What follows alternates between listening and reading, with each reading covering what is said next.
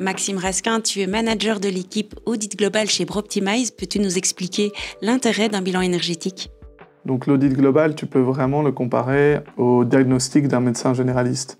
Donc tu vas chez le médecin généraliste, tu vas chez l'ingénieur audit global qui va te faire vraiment un relevé de ta situation, un check-up complet. Et ensuite, il va te dire, là, tu as peut-être un problème au foie, tu as peut-être un problème au cœur, va voir le cardiologue. Et bien, c'est la même chose avec l'audit global. On va lui dire, OK, il y a un problème au niveau air comprimé. L'idéal, c'est de continuer l'étude avec un spécialiste air comprimé. On vous donne la rampe de lancement.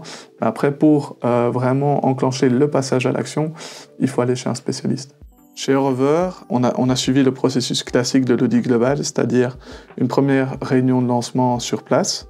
Ça, c'est une étape, je dirais, primordiale pour l'ingénieur audit global, c'est la compréhension du fonctionnement du site. Ensuite, il y a une seconde étape qui se réalise par les électriciens chez nous, qui consiste dans la pose de compteurs sur les tableaux électriques. Et on a laissé les compteurs environ 1 mois sur place pour justement avoir les différentes variabilités dans leur production qui n'est pas identique au jour le jour. La première chose, c'est d'analyser ces données de monitoring, de les mettre en comparaison avec les données techniques qu'on a relevées sur place lors de la réunion de lancement. Donc typiquement, les puissances des différentes machines, voir par exemple, grâce au profil hebdomadaire du monitoring, si les machines fonctionnent en pleine puissance ou pas.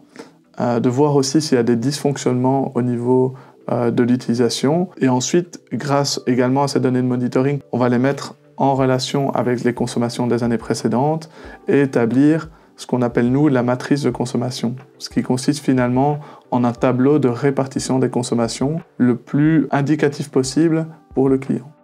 Déjà, une des premières satisfactions, c'est la relation humaine qu'on a tissée avec Rover et avec Dimitri, qui est très sensible à la cause environnementale, tout comme nous. C'est ça qui a amené finalement au succès qu'on a derrière, tant énergétique qu'économique.